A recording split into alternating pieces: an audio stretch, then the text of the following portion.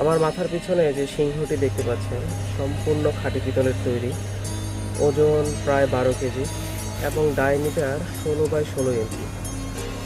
এটা যারা interior design করে তাদের জন্য আমি বলে একটা বেস্ট একটা চয়েস হতে পারে।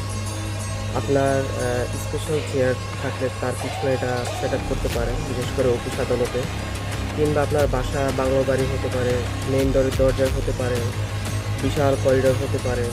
আপনি যেই কোনো জায়গায় এটাকে আপনি সেট আপ করতে পারেন। এটা শুধু একটা সিংহ বললে ভুল হবে আমার মতে। এটা হচ্ছে শক্তি এবং মর্যাদার প্রতীক। এটা যে কেউ চাইবে তার সংরক্ষণে রাখার জন্য। একটু যদি চোখ, নাক, চুল এর এভরিথিং যদি আপনি একটু চিন্তা করে দেখেন, এতটাই নিখুঁত জীবন্ত সিংহের মতো দেখাচ্ছে। আজীবন থাকবে, সলিড পিতলের হওয়ার জন্য এটা আজীবন আপনার বাসায় থাকবে।